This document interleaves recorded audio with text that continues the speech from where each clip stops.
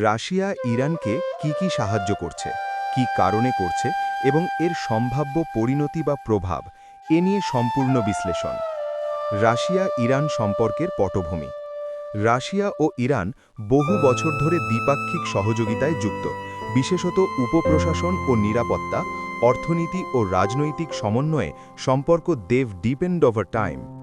2025 সালের জানুয়ারিতে দুই দেশ 20 বছরের স্ট্র্যাটেজিক পার্টনারশিপ চুক্তি স্বাক্ষর করেছে, যা অর্থনৈতিক, প্রতিরক্ষা, প্রান্তিক নিরাপত্তা, এনার্জি, সাইবার সহ বিভিন্ন ক্ষেত্রে সহযোগিতার পরিকল্পনা তুলে ধরে।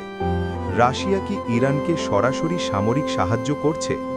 এই মুহূর্তে রাশিয়া সরাসরি ইরানের সামরিক কর্মকাণ্ডে অংশ নিচ্ছে না। সরাসরি অস্ত্র বা নিরাপত্তা সহায়তা। রাশিয়া ইরানের যুদ্ধে সরাসরি অস্ত্র সরবরাহ করছে বা যুদ্ধক্ষেত্রে জড়িয়ে পড়ে ইরানের পক্ষে লড়ছে, তার পক্ষে কোনো প্রমাণ নেই। বিশেষজ্ঞদের মতে রাশিয়ার সামরিক সহায়তা বা ভারী সামরিক ইন্টারভেনশন ইরানের কাছে পাওয়ার সম্ভাবনা কম।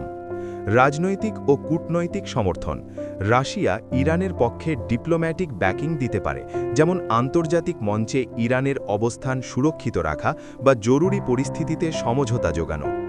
রাশিয়া ভূ-রাজনৈতিক কারণে ইরানকে সরাসরি সামরিক সহায়তা করছে না বলেও পুতিনের একটি ব্যাখ্যা আছে, কারণ রাশিয়ার নিজস্ব কৌশল থাকতে পারে।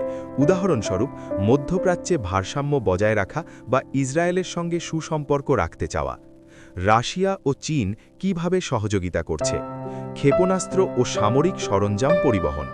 ইসরায়েল ইরান সংঘাতের সময় ইসরায়েলি মিডিয়া দাবি করেছে যে চীন ও রাশিয়া ইরানকে আকাশপথে ক্ষেপণাস্ত্র ও সামরিক সরঞ্জাম পাঠাতে সহায়তা করেছে।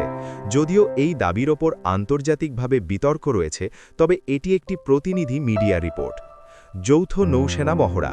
রাশিয়া, চীন ও ইরান ব্রিক্স প্লাস পরিসরে সমুদ্র মহড়া চালাচ্ছে, যা সামরিক সহযোগিতা ও সমন্বয় বৃদ্ধির একটি চিহ্ন হিসেবে দেখা হচ্ছে, যদিও এটি ধরে নেওয়া যাচ্ছে শুধু নৌসেনা নিরাপত্তা মহড়া হিসেবে। মোক্ষম সহযোগিতা, অর্থনীতি ও অবকাঠামো।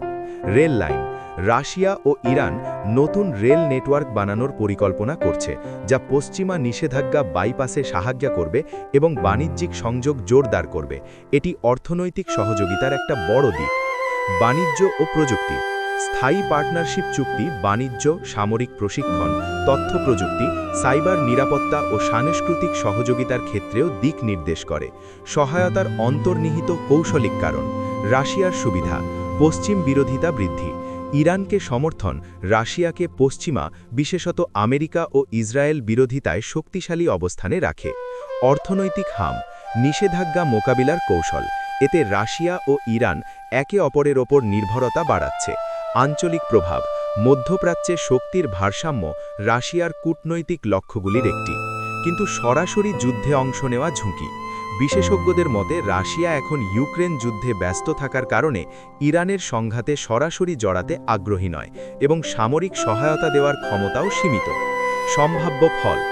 রাজনৈতিক ও কূটনৈতিক প্রভাব। রাশিয়ার মিডিয়েশন চেষ্টার ফলে ইরান ও ইসরায়েলের সংঘর্ষ কূটনৈতিকভাবে শান্তিপূর্ণ সমাধানে আসতে পারে। রাশিয়া ইতোমধ্যেই উভয়ের নেতৃলোকের সাথে কথা বলেছে এবং মধ্যস্থতার ইচ্ছা প্রকাশ করেছে। অর্থনৈতিক বৃদ্ধি। রেল লাইন ও বাণিজ্য সহযোগিতা ইরানকে পশ্চিমা নিষেধাজ্ঞা উপেক্ষা করে বাণিজ্যিক সুযোগ দিতে পারে এবং রাশিয়াকে একটি বড় বাজারে প্রবেশের সুযোগ দিতে পারে। নিরাপত্তা ও সামরিক ভারসাম্য। যদি রাশিয়া সরাসরি সামরিক সহায়তা না দেয়, তবুও কৌশলীগত সহযোগিতা, যেমন প্রশিক্ষণ, তথ্য, পরোক্ষ সমর্থন, ইরানকে সামুদ্রিক বা আকাশ নিরাপত্তায় কিছু প্রভাব রাখতে সাহায্য করতে পারে। আন্তর্জাতিক প্রতিক্রিয়া। যুক্তরাষ্ট্র ও পশ্চিম দেশগুলো এই সম্পর্ককে নিরাপত্তা হুমকি হিসেবে দেখতে পারে, যার ফলে বিশ্ব কূটনৈতিক ও অর্থনৈতিক চাপ, স্যাংশনস আরও জোরদার হতে পারে। সারসংক্ষেপ, রাশিয়া ইরানকে সরাসরি যুদ্ধ সামগ্রী বা সৈন্য পাঠিয়ে সহায়তা করছে না, তবে তারা রাজনৈতিক ও কূটনৈতিক সহায়তা দিচ্ছে, আঞ্চলিক সহযোগিতা বৃদ্ধির চেষ্টা করছে, অর্থনৈতিক ও অবকাঠামো প্রকল্পে সহায়তা করছে। এর ফলে উভয় দেশই পশ্চিমা নিষেধাজ্ঞা ও কূটনৈতিক চাপের মোকাবিলা করতে পারছে।